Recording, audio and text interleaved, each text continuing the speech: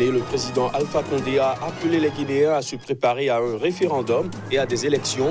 Un appel qui donne encore davantage corps au projet attribué au chef de l'État de briguer un troisième mandat.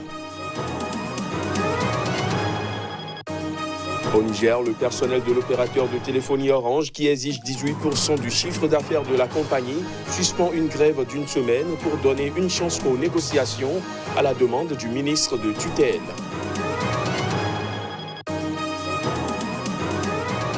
Et puis au Burkina Faso, la ville de Kaya, dans la région du centre-nord, bénéficiera bientôt de plusieurs infrastructures socio-économiques dans le cadre de la mise en œuvre du programme d'appui au développement local. Voilà pour les titres. Bonsoir à tous. En Guinée, le président Alpha Condé a appelé les Guinéens à se préparer à un référendum et à des élections.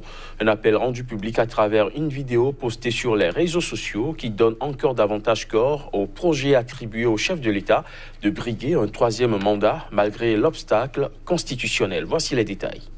C'est à travers une vidéo datée du 22 septembre postée sur Facebook et abondamment reprise ce mardi par les médias guinéens que le président Alpha Condé a appelé les Guinéens à s'organiser et à se préparer pour un référendum et des élections. Cette vidéo donne encore davantage de corps au projet attribué au chef de l'État de briguer un troisième mandat. Dans cette vidéo rendue publique, le chef de l'État a aussi prôné la tenue d'élections législatives avant la fin de 2019. Alpha Condé, ancien opposant historique et premier président démocratiquement élu de la Guinée, achève son deuxième mandat en octobre 2020. La constitution actuelle l'empêche d'en assumer un troisième. Plusieurs membres d'un mouvement créé pour s'opposer à un troisième mandat du président guinéen ont été interpellés en avril et mai lors de manifestations émaillées d'incidents avant d'être relâchés par la justice. Alpha Condé, à son poste depuis 2010, a souvent contesté la pertinence de la limitation du nombre de mandats. Il n'a jusque-là pas lancé une réforme constitutionnelle, mais il a mandaté début septembre son Premier ministre Ibrahima Kassori Fofana pour qu'il organise de larges consultations portant en particulier sur la Constitution. Ces consultations, qui doivent en principe s'achever ce mercredi, ont été boycottées par les principaux partis d'opposition. Au Rwanda, un responsable du parti d'opposition FDU Inkingi a été assassiné à coups de couteau près de Kigali. Selon la formation politique, cette mort s'inscrivait dans une série de meurtres non élucidés. Parmi ses membres, Victoire Ingabire, chef du parti FDU Inkingi, une formation non reconnue par les autorités, a précisé que la victime avait été attaquée par deux hommes lundi soir dans un magasin où il travaillait. La police rwandaise a toutefois déclaré que deux suspects en relation avec le meurtre avaient déjà été arrêtés. Le parti avait déjà perdu plusieurs de ses membres à la suite de mystérieux décès et disparitions qu'il considère comme des attaques contre des voix dissidentes au Rwanda. Au Niger, le personnel de l'opérateur de téléphonie mobile Orange, qui exige 18% du chiffre d'affaires de la compagnie avant son départ du pays, suspend une grève d'une semaine pour donner une chance aux négociations. Cette mesure a été adoptée à la demande du ministre de tutelle.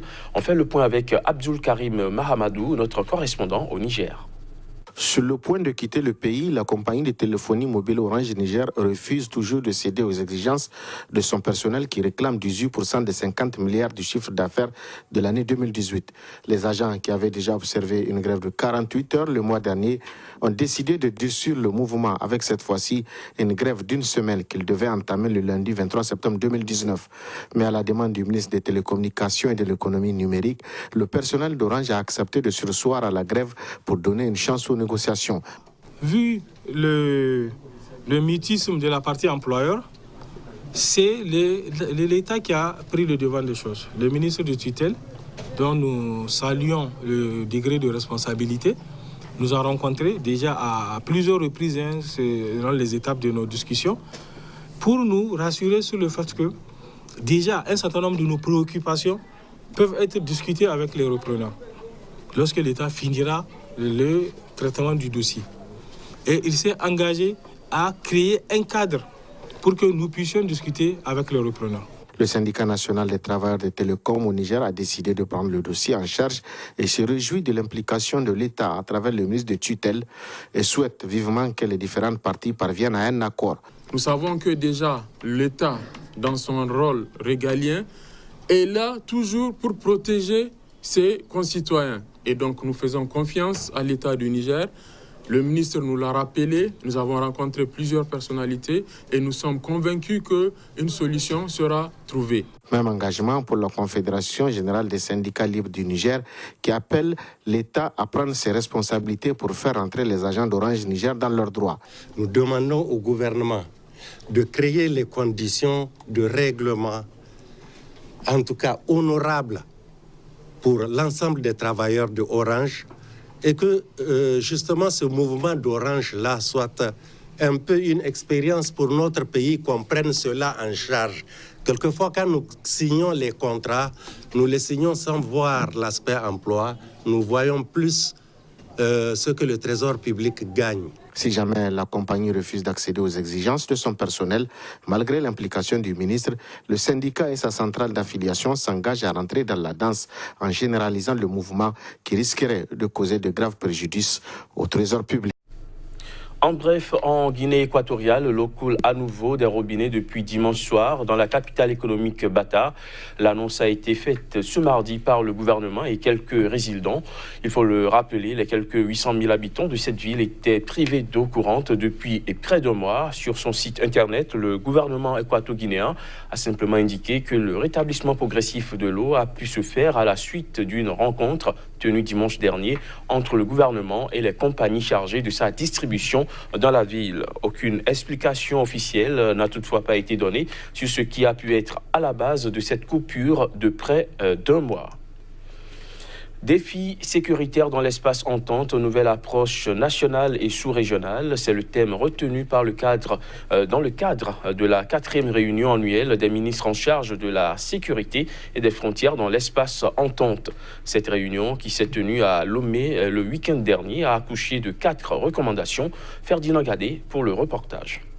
L'adoption de la Convention portant création, organisation et fonctionnement du mécanisme entente de renseignement.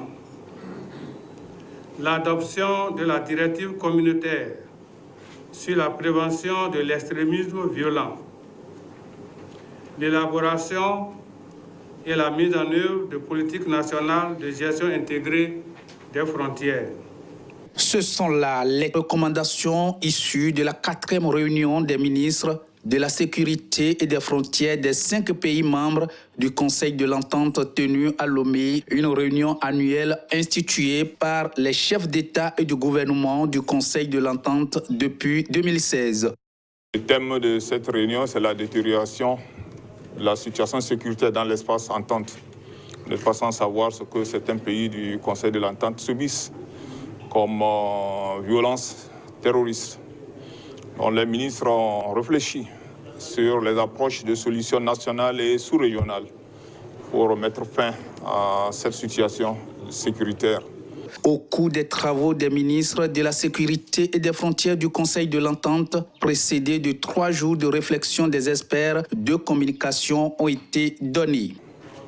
Le premier exposé dispensé par l'Institut d'études de sécurité qui est basé à Dakar, sur les causes qui peuvent pousser un individu vers la radicalisation. Et le deuxième exposé a été présenté par le directeur général de la gestion des frontières du Bénin sur la nécessité d'investir dans les espaces frontaliers. Ces deux exposés ont fait voir l'intérêt de la prévention de l'extrémisme violent. Les recommandations issues de cette 4e réunion des ministres de la Sécurité et des Frontières seront transmises à la conférence des chefs d'État du Conseil de l'Entente qui va se tenir très prochainement. Le Bénin accueille du 24 au 26 septembre la rencontre annuelle des responsables nationaux de programmes élargis de vaccination des 17 pays de l'Afrique de l'Ouest. Une opportunité pour les acteurs à divers niveaux pour évaluer les actions dans chaque pays avec pour objectif final que la vaccination soit effectivement pour les enfants africains un cadeau pour la vie.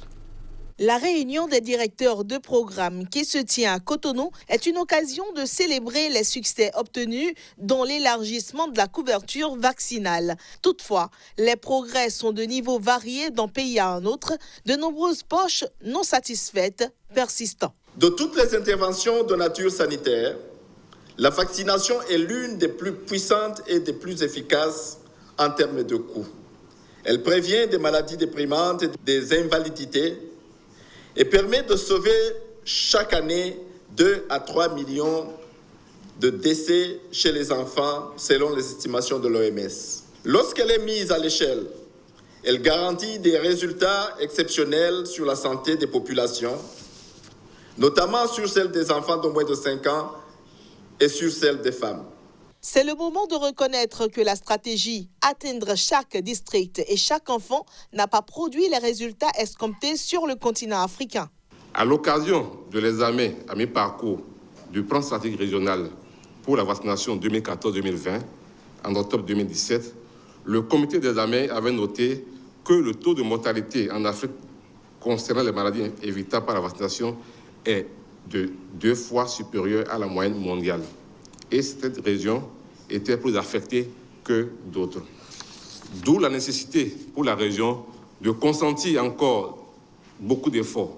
Les gestionnaires des programmes nationaux de vaccination ont à prendre des engagements concrets visant à changer la situation actuelle de la vaccination dans les pays africains.